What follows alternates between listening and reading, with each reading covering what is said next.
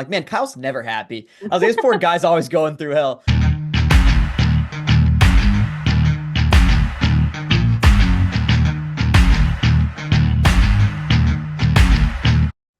Hey, Hey Logan, how you doing? I'm doing great, Mackenzie. How about yourself? I'm all right. It is pouring rain in Connecticut right now, so that's not Mm. ideal, but could be worse, Well, right?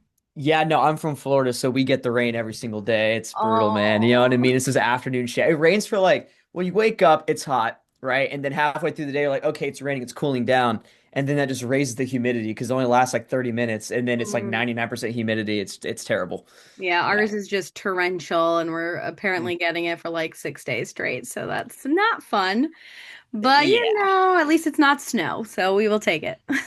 Hey, I respect it. Yeah, no, I mean, I've only seen snow like two times, and both times it's been fun for like an hour, and then you hmm can't feel anything, and you're like, yep, I want to go back. Please No, I stop. will tell you, shoveling is not ideal, so I would definitely I'm not sign sure. up for that.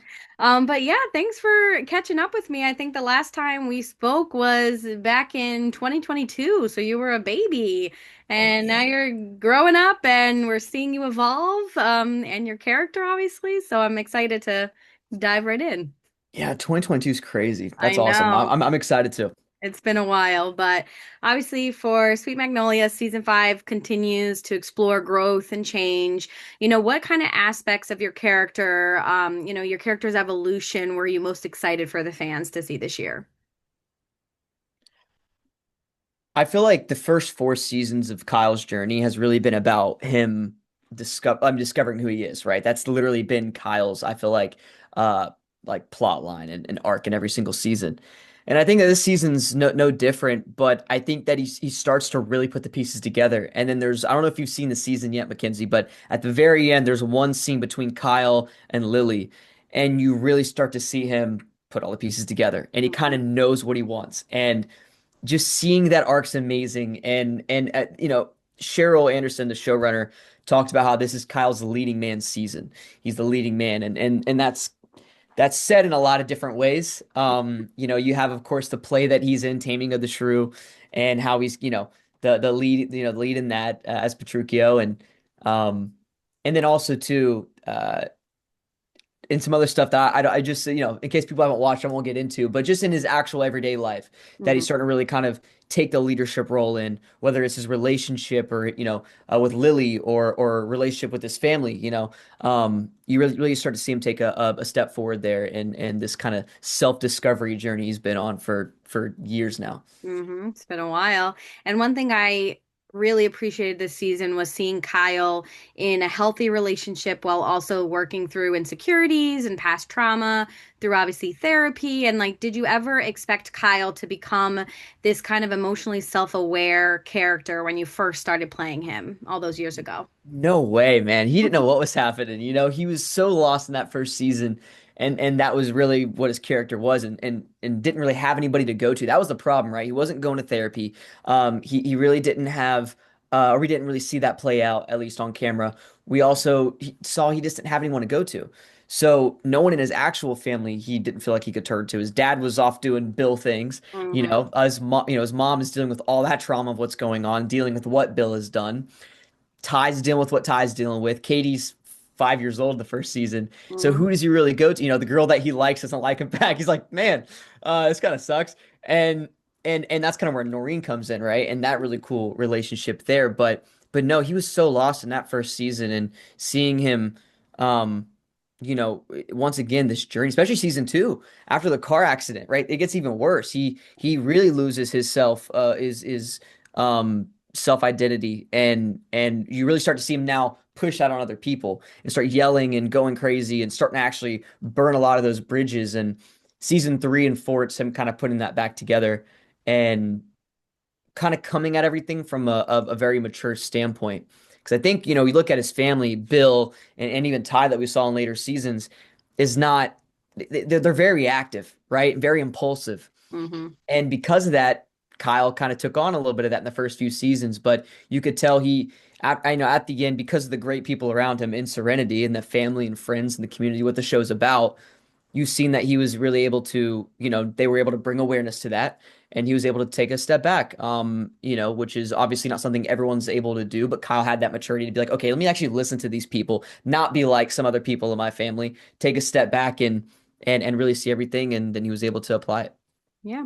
And do you think that viewers, since they often see Kyle as one of Serenity's most introspective characters, like what do you think he understands about life that most of the adults don't, understand or occasionally miss? That's a really good question. That's a really good question. Um, hmm.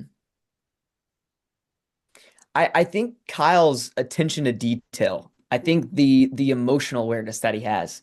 Like obviously a lot of these characters do have emotional awareness and are very emotionally mature, but Kyle just seems like he's always thinking about everything. I mean, I'm an overthinker in my everyday life too, right? Like I'm talking to people, even in this interview and previous interviews and conversations I've had with people every single day. I'm constantly like, okay, did I say that weird? Is that received well? And we do that in our everyday life. And Kyle does that to the extreme, being an overthinker, like a lot of us.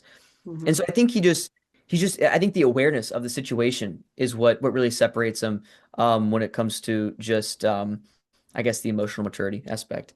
Of course, yeah. And I think just in general, younger people kind of observe things differently. Even I see that in my nieces who are very young. They pick up on things that adults don't necessarily pick up on. So I think Kyle has a lot of that in him where he's observing the situation, he's absorbing it, and then he's obviously formulating, his opinions and kind of his view of the world from that. 100%. Yeah. And obviously I love the shift. I have seen the season obviously, so I'll try to stay away from the spoilers, but I do love the shift in his career choice towards the end. I won't say what it is, but did you expect him to want to shift that focus from being an actor to what he ultimately chooses he might want to go towards? I always knew that there was some discovery going on in the season, right? And did I expect it? Not really. No, I was in the arena. I was like, oh, okay, okay, this is cool. But I knew there was something there, and and obviously, I mean, we can kind of everyone the viewers can kind of put two and two together. It's I'm not gonna say what it is, but obviously it's different than actually being a professional actor. And I Mhm. think Kyle will always do community theater 100% and still chase that. He loves it.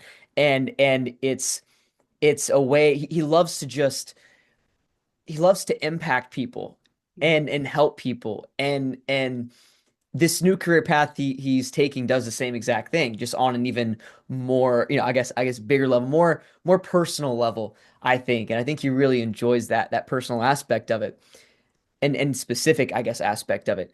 But but yeah, no, I wasn't expecting it. I knew there was some kind of change there, but it makes total sense. It makes total sense. He's always been such a great communicator, such a great listener, and especially in and I feel like Mackenzie, I don't think the audience would have been receptive if they are receptive to that actual, change in the character if that would have happened last season. But now Mhm. you saw this season how he handled the Timothy thing, which, we don't got to get into, but if we want to, Mhm. we can. Just seeing the emotional maturity there was incredible. And how he kind of talked everyone through it, talked Timothy through it, whatever it was, I thought was fascinating. And it makes total sense. I think it's a perfect fit. Mhm. Yes, he's going to be a gator wrangler. That's going to be his new profession, right? Hmm. We'll put that out there. But in terms of, I know the relationship with Noreen kind of in the earlier seasons was very like pivotal for Kyle, and kind of how he progressed. But do you think there's another relationship, that was underrated or overlooked by the fans throughout the series that kind of helped shape Kyle? Cal. Hmm.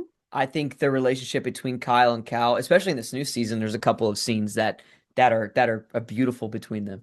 Hmm. And number one, anytime I get to work with Justin, it's amazing, right? I mean, everyone loves Justin. He's a cool dude, man. I love that guy. And in my actual life, had the conversations I've had with him have really changed my life. And he's once again just a really really good dude.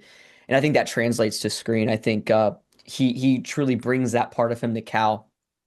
And, Kyle obviously never really had that relationship with his father. Even toward the end when, Bill wanted to become more, prominent in his life, it wasn't, it's like there was always that distance that was going to be there, right? But I feel like with Cal, man, I mean, he's really stepping up as that father figure. He's really, stepping up as just giving the great advice, man. And I think a big reason on why Kyle, I mean, there's obviously a lot going on this season with Kyle. I make that joke to the showrunners all the time, like, man, Kyle's never happy. I was like, this poor guy's always going through hell. Yeah. But it's never, serene in serenity, as they say. But Cal gets Kyle through so many different aspects of different things through the season. And even last season, even in season 4, we saw a lot of, one-on-one conversations between the two. Even go back to season 2, going through the Mhm. therapy thing, when he was going through a physical therapy. And Cal was like, yeah, I got in a motorcycle accident, whatever, was kind of talking about how he was beat up. And there I tell Justin it was like a Spider-Man into the Spider-Verse moment where he puts his hand on my shoulder, Mhm. and he's like, hey, blah blah, whatever, I can relate. And so Cal's always been that father figure to Kyle through season 1 all the way through season 5, and I think it's very underrated, and it's really helped Kyle not only become the man he is today, but make that decision that we're talking about career-wise later on in season 5. Yeah, I would agree. That's probably one of the most underrated relationships. And we see a lot of those small moments of obviously Cal stepping up with, Maddie being in New York and all that good stuff. And just seeing the children kind of take to him in that role and just treat him as if he's been, their father this entire time. So I definitely think that's the most like kind of subtle nod to the transition between those characters. But you obviously were a teenager a young teen when Sweet Magnolias began, and now you're entering adulthood. How has growing up alongside Kyle influenced your performance over the years? What are you going to kind of take with you as you continue this journey? Yeah, I mean, I was 14 when I started turning 15, and then last season I was 20 turning 21 in the middle of it. Mhm. Filmed on my birthday, which was crazy. That's And it was funny. I made all the Georgia Bulldog fans. They had a big gator cake for me, so I made all of them eat it. It was great.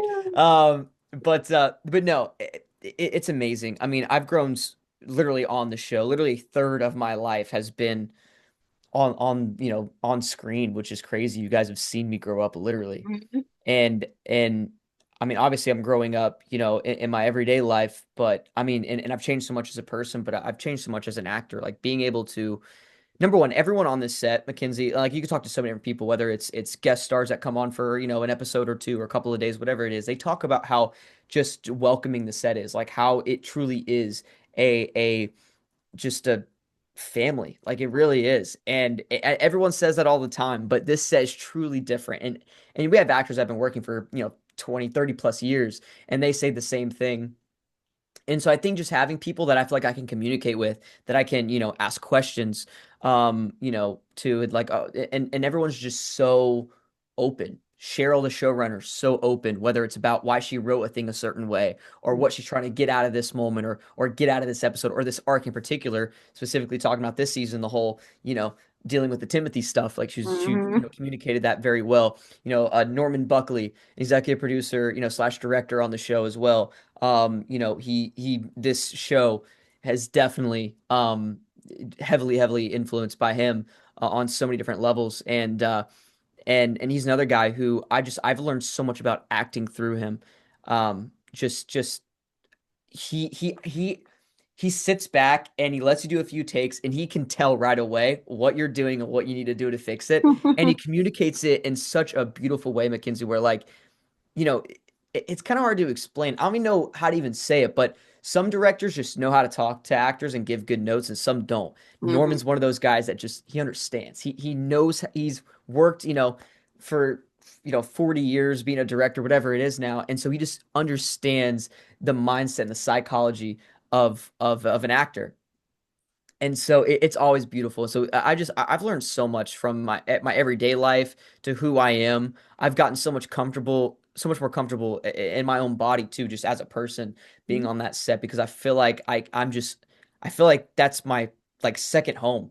Like I feel like I'm just accepted there. I feel like I'm just a part of something beautiful there, and it's yeah, it's changed my life. It's been such a beautiful journey. That's amazing. It's so great to hear you talk about it and just the high praise and just that community. And obviously looking back, to season one, is there anything about your younger self as an actor that surprises you now? Oh man. Looking back, it surprises me now. Or anything that you were like, ooh, why'd I make that choice? One thing I go back and I look at, I was like, number one, I hate watching myself. It's so I feel cringy. you. Every artist understands what I'm talking about. I feel like I was a pretty good listener back then. Like I feel like I was a really good active listener in scenes, so I think that was really good. But I feel like back then I was still trying to play a character, right? And I was Mhm. trying to play my thought of Kyle on screen a little bit. And I think one major change that you see, especially in season five, Mackenzie, is you see a lot of just me being more myself. Mhm. Now, a lot of people, a lot of actors, I feel like get scared. Someone brought this up recently. That's why I want to talk about it because they formulate, they like laid it out for me in a way that I could that kind of made sense to me.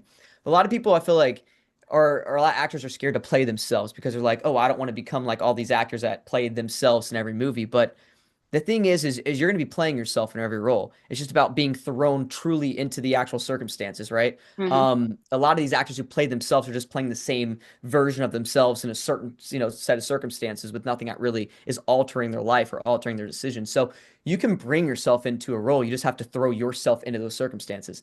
And I feel like I didn't understand that back then. And so you see a little bit of me trying to play a character, which is definitely not the right thing to do. But in the later seasons, you I think see me become more comfortable.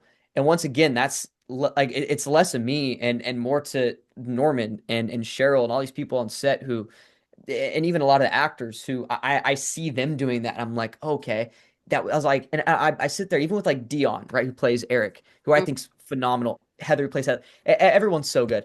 But Dion, he's just one thing I admire about him and his performances. He's so present. He's Mhm. so in the moment, and every time he acts, he brings such life to each scene. And so like just having conversations with him about it and him just saying, yeah, I want to be loose. I want to be like the only way for me to be grounded is to just be loose. And I feel like I was always kind of very tight knit. And so being able just to see how, because like I said, he's just that dude's so talented, and just seeing the way, and even Justin who plays Cal, same thing with him. He's so loose and it brings such life to these scenes and it's truly just you can't look away. And so I Mhm. think those things have really have really changed for me for sure. Yeah, it's hard for it not to bleed over a little bit, some of yourself to like come onto the paper. But if you could choose one song that perfectly captures where Kyle is emotionally in season five, what would it be? In season five, Hmm. oh gosh, that's such a tough question. I don't even know if I can answer that one. I don't know. One song that could uh capture that well.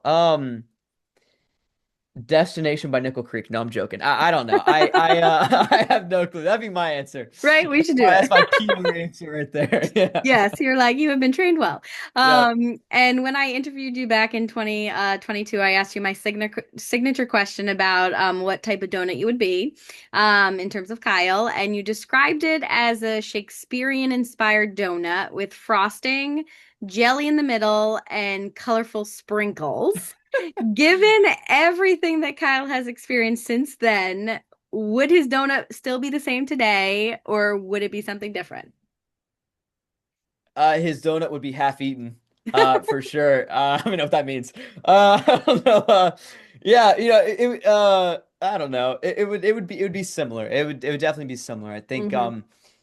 definitely jelly in the middle. I'm not a big jelly in the middle guy, but I feel like Kyle, that's definitely something he would enjoy. Um, you know, yeah, yeah. Keep the keep the sprinkles on there. Keep the sprinkles on there. Think maybe a little less sprinkles. Hmm. Just take, maybe take off like half of them. And then yeah, a couple bites out of the donut. And what you're envisioning right now is definitely what I don't even know once again, don't even know what that means, but that's my answer. We'll take it. And imagine Kyle and some of his buddies are pouring it out after graduating college because we're making sure everybody's legal. What would his drink of choice be? His drink of choice. Mom's got margaritas. What do you got? Well, I know what I would drink, but what would Kyle drink? You know, Kyle's definitely like a cocktail guy for Hmm. sure, for sure. I can see him being a margarita guy for All sure, dude. right, maybe So he'll we can, yeah, just a little something. So we could keep the throw away legacy like the going. yeah, yeah, I'm thinking so. So we could throw away like, straight liquor. We could throw away beer. I'm trying to think of like a little I don't know, man. Maybe I'm also not very educated on my liquor, you know. Hmm. But yeah, I feel like a nice espresso martini would get because like Oh, think about it. Kyle's out here, he's an actor, sophisticated. he's working exactly Hmm. 100%, you know what I mean? He just seems very like very I don't know, I feel like detective vibes with his new career choice, you know what I mean? He has to wake up early, he has to go to work, has to be locked in, and when he's up like work, late at night working online, it's like an espresso martini. It would Mm, definitely hit. I Yeah. can vibe with that. I can see it. And then you obviously have some other projects in post-production right now. Is that correct in terms of The Dark Room and Alone Together? Yeah, yeah, yeah. So me and my buddy, we made a couple of short films. One of them was like a horror film from like 3 years ago that we're just kind Mm, of getting together now. We wrote, directed that one, acted in that one as well, and then that one's just it's like a kind of a typical horror movie where you're like, it's mm-hmm. like very paranormal based. And then we have another one which is about it's really about men's mental health, and it's about these two buddies kind of trying to get through life and dealing with their own problems. And I'm not in that one. I just helped kind of behind the scenes Yeah. and directing and ADing and working. I didn't actually I requested not to be in front of the camera for that one. I wanted to kind of play behind the scenes and see what would Yeah. happen. And so that one's really good too. My I got some friends that are working in that one, and so that's really really exciting. So yeah, both of those are going to be done by the end of July. Very excited about that. And then currently kind of staying behind the camera. I'm working on a feature length film right now that I'm developing that I'm really really excited about, and then also a documentary. So I'm just trying Oh, to fill that creative void as much as I can. yeah. A lot That's of espresso martinis. amazing. Yeah. Yes, right. As an actor, obviously you're used to bringing someone else's vision to life. What has surprised you most about stepping into the roles of writer and director and like kind of getting all that production aspect into this?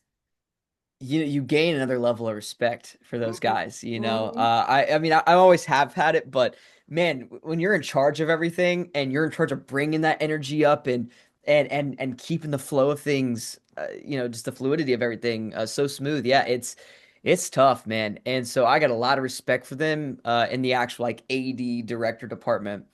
And even planning, like the amount of planning you have to do is unbelievable. The amount of numbers you got to run over and over and over to make sure that that day's okay. All the extras and everyone that is coming to set that are relying on you to make sure everything's in place is definitely very stressful. The food, the location, all that, and then you got post production, which is its own you know Entity, yeah. thing over there. Yeah. And then writing, yeah, writing's fun, man. I really really enjoy writing. It's also very very tough. I think it's very easy to judge dialogue. It's very easy to judge plot structure and different things. But when you actually start to write yourself, you go, "Oh yeah, this is tough. This is definitely a rough one." So a lot of stuff I've written in the past is absolute trash. But I'm really excited about those two projects in particular. I think those are really really good, and about these other two things that I'm working on currently too. And That's great. so yeah. Yeah, we'll have to keep, obviously, it's a whole different side of you. Fans know you as Kyle. These projects showcase a different side of your creativity. As you said, you're trying to tap into that. What do you kind of hope audiences learn about you as a storyteller through these projects that are coming out? Um,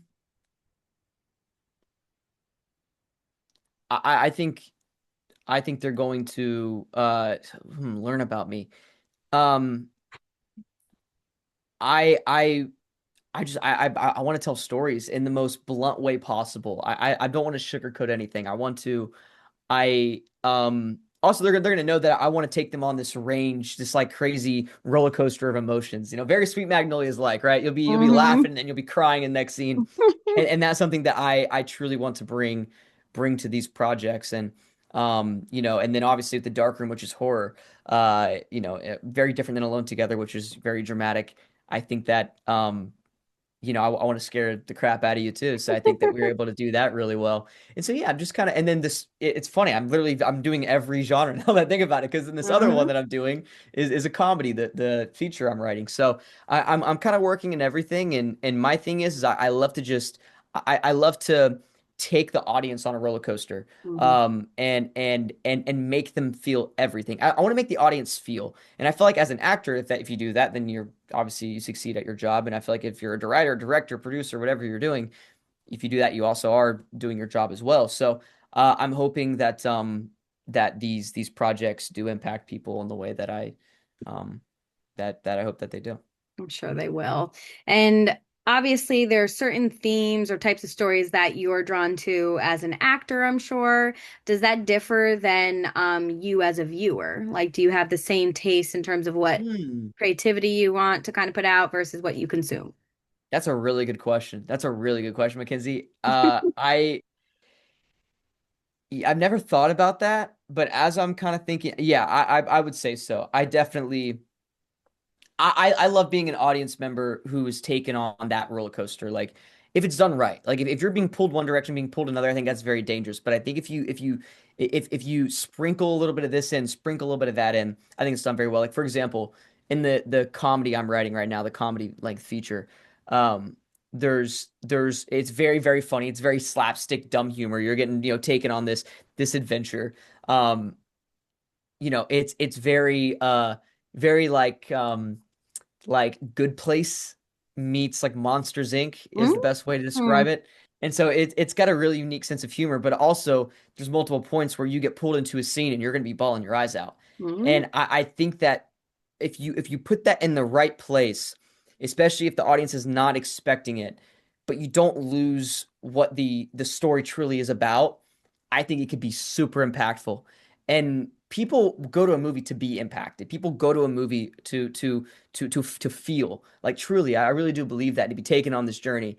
And so I think if you can, basically it's like you're trying to get to the as close to the edge as you could possibly get without jumping off the cliff basically. Mm-hmm. And that's what I'm trying to do with this project. And it's a very it's a yeah it's a scary project for sure. And it's one that's gonna have to be carefully done, but I think that I think it's working out so far. And I'm almost done with my first revision on it before I start sending it out to people. So I'm very very excited. I think there's a lot of really good things there. And like I said, as a viewer, I love being pulled different directions when I'm watching different things. I mean, you look at a lot of old comedies, like even Adam Sandler with Mm-hmm. Rain Over Me with Don Cheadle, or Click, right, where you're laughing and then you're crying at the end. You're like, what the hell's going on? Um, Being brought on that journey, I think, in the way those the roller coaster emotions can be pretty impactful. Also, I'm sorry, I'm over here. I'm yapping on every question you ask. I'm sorry No, about that. that's the point. That's the point for you to elaborate and to speak eloquently about everything. So I appreciate you actually giving me answers versus, one or two sentences. You've spent years, on one of Netflix's most beloved comfort shows. Obviously, you have kind of an idea of where you see yourself tackling next. You have projects in the works, you have kind of your dream roles, but what is something that the fans have been like almost clamoring for or petitioning for you to do that you haven't really thought about doing? Um, yeah, outside of Sweet Magnolias, Mm-hmm. yeah, a lot of people are throwing out rom-com, which I'm No. like, yeah, that would be cool. I think that'd be fun. I think that'd be really dope. I actually just had an audition for one today, Oh, so we'll that's see if that cool. happens. Yeah. I But feel like I could but see you in like a Marvel-y type situation, yeah. like a superhero. Come on. That too. No, a lot of people are like, dude, yeah, you would make a really good like Spider-Man or something. And Yeah. I was like, yeah, like Hmm. a Robin or something. Like I think that'd be cool. I would have to learn how to do a backflip, not athletic, but but, we can get there. We can We have stunt doubles. cross that Okay. bridge when we right. But yeah, I would love to do something like that. I would love to, like that's what I want to do. I want to do superhero or sci-fi or even horror. I love horror. That's my favorite genre of movies. Halloween 1978 is probably my favorite movie of all time. Like I Ooh. love that kind of stuff. And so, if I can be chased by, Leatherface for an hour and a half, throw me in there, we'll make it happen. That's insane. Yeah, my brother-in-law is a big Halloween fan, so he Mhm. always dresses up and scares his children. So that's always a I love that guy. pleasure. Yeah. Awesome. But yeah, definitely horror. I love horror. And then now if you could be in a horror movie from the past, which one would you have jumped into? And you can't say the Halloween one. Uh, hmm. Man, there's so many. I mean, I might have to go Scream. Yes. Yeah, the original Scream. Anything Wes Craven. I think a Nightmare on Elm Street would be really cool. I'm a big slasher guy, if you couldn't tell. Hmm. So like I love slashers. I think that'd be really dope. I think even like a found footage movie. I love found footage films. I think those are really, really well done. Um, eh, Blair Witch or Paranormal Activity. I think those are also really good shouts. And then you have some of the really cool, like newer ones that I think are doing really well. You got movies like Hereditary, you got movies like Obsession that Hmm. I think are really unique and would be really fun to dive into. But I feel like Scream, like I love a good murder mystery, and I think that would Hmm. be would be really, really fun. Scream would definitely be the OG. I think anybody would probably plop themselves into that and think that they could beat it, but you never know. Exactly. Following the rules, right? And then as we kind of wind down between Sweet Magnolias, The Dark Room, Alone Together, all the projects that you kind of have coming down, the line, it definitely feels like you're entering a new chapter as a creator, an actor. You're, evolving from where you started. What kind of excites you most about what's ahead? Yeah, I mean just yeah, I don't know. That's a good question. I'm ready to just try new things. I'm ready to see what happens with the script. I'm ready just to keep auditioning, to keep getting better, to see what's next for Sweet Magnolias. Are we gonna come back for season 6? We'll see. Go watch it. And so yeah, I mean we're still I think number 5 on Netflix right now, doing well, and so we'll see what happens there. But yeah, I just having faith in my process and the journey, and to know that what's gonna happen is gonna happen. It's meant to happen, and just to enjoy the journey. So yeah, I'm just trying to take in every moment, trying to be as present as I can possibly be. But I think me breaking out into the writer area of everything, and even with this documentary and stuff, I think that it's scary, but I'm excited to see kind of where that new world leads me. Yeah, and it definitely gives you probably a newfound appreciation for being an actor in front of the camera versus behind. 100%. And that can kind of hopefully take you to your next thing. But yes, we definitely want everybody to watch the show. We need to get another season. We need to see how everything, goes with people leaving and new things dropping, and we have cliffhangers. We need to kind of see what is next. So, Construction on houses. Yeah, there's a lot, oh my a gosh, lot I going know. on. That was a doozy. Yeah. But yeah, if you have any other kind of final words to the fans, I think that's all the questions I had for you today. And yeah, we can kind of go from there. Yeah, go watch season 5 of Sweet Magnolias out on Netflix, man. I don't know what you think, Mackenzie, but I think it's the best written season yet. Like I was saying that leading up to it before I saw it, but I do think the writing's phenomenal, and I think that, I mean, especially Helen and Eric, I think they have such a beautiful, beautiful storyline this season. I'm so excited for everyone that hasn't seen it yet to watch it because it's incredible, and everyone seems like it's getting received very well. So go watch season 5 of Sweet Magnolias. And yeah, follow me on my Instagram, at it's Logan Allen, ITS Logan Allen, for all the updates and all the, dumb stuff that I post on there every now and then. So go definitely check that out. Definitely support him, and hopefully you'll give us updates on when these new projects are coming out, how we can consume them, how we can help kind of bring them to the forefront. And then, yeah, I'm excited. I hope more seasons of Sweet Magnolias, and I'm excited to see all the different things that you are putting out into the world because it's some good stuff. 100%. Appreciate it. Thank you.